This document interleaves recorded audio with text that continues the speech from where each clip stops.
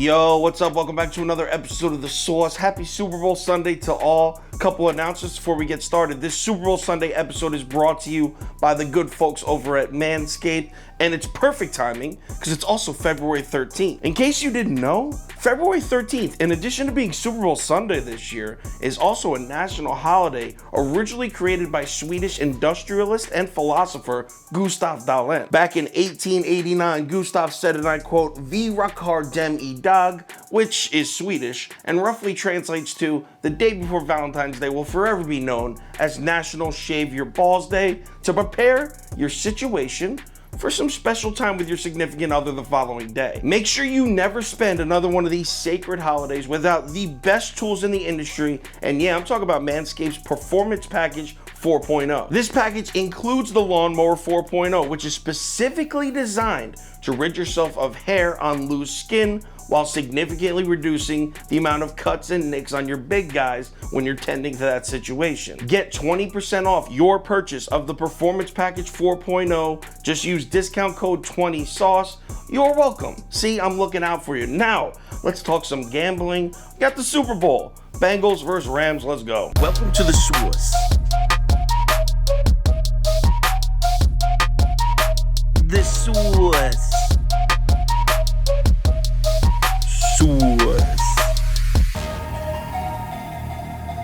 Hey, get the sauce. All right, like I said, Bengals versus Rams. The line is Cincinnati +4, or it was for most of the week at least. Most of the action's on the Rams, but this is the Super Bowl. We're not putting these numbers under a magnifying glass. The whole world's watching. There's no secret traps. The action's on the Rams, and the books react to it. We're now looking at Cincinnati +4.5. So let's cap this game for the last time this NFL season. If you subscribe to this channel, you already know what we're doing. We're running the numbers through the spreadsheet. According to the analytics, the line for this game should be Cincinnati +2.77.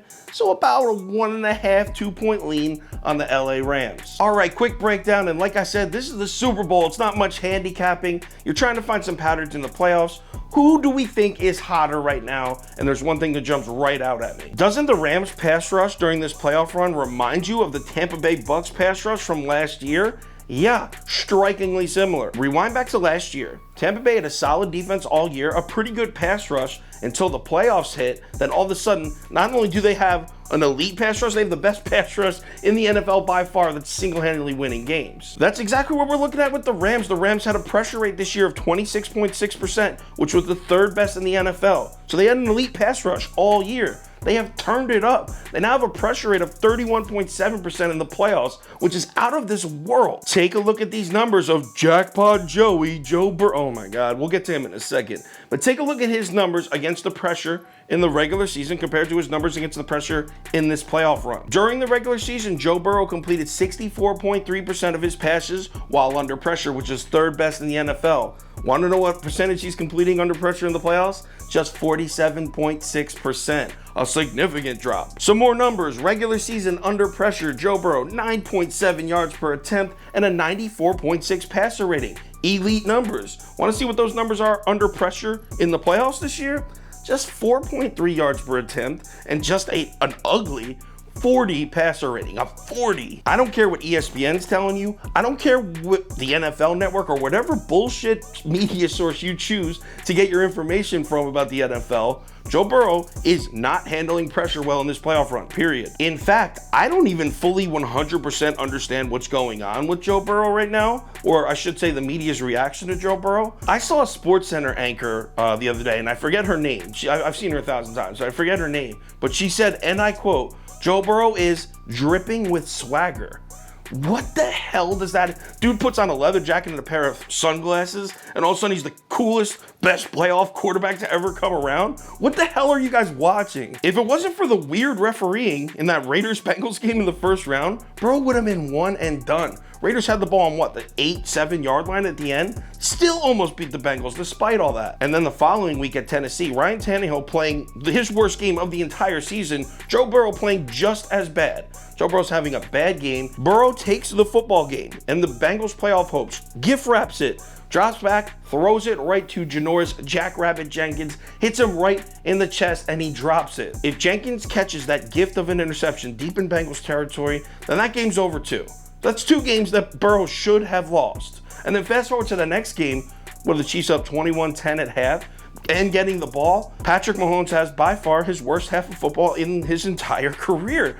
Gave the game right back to the Bengals. Now, Burrow actually in that second half played pretty well. Not trying to take anything away from him there, but the Chiefs gave that game away. The best Joe Burrow highlights from this playoff run are just highlights of the other team giving the game away. For real, I'm not trying to hate on Burrow, but I don't get what everyone's seeing because he has not played that well in the playoffs. On that note, let's talk some bets. But before we get to mine, I got a friend of mine on here. You probably already know her from Instagram. Her name is That Boosted Chick. Hey Kyle, so you already know what time it is. It's Super Bowl Sunday.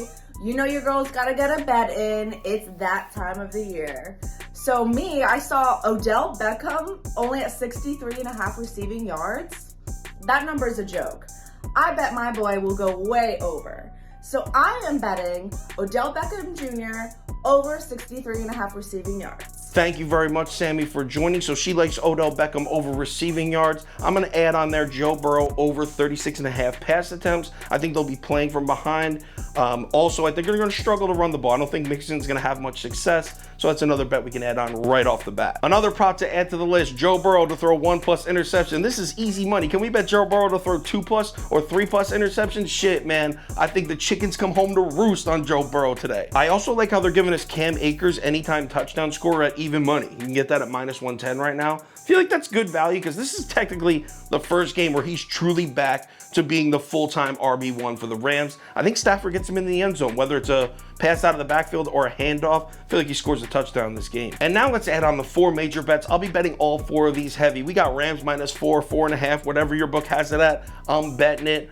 Under 48.5, I'm playing the under. And then if we jump up to the first half, I'm taking Rams -3, laying the full 3, and I'm taking the under at 23.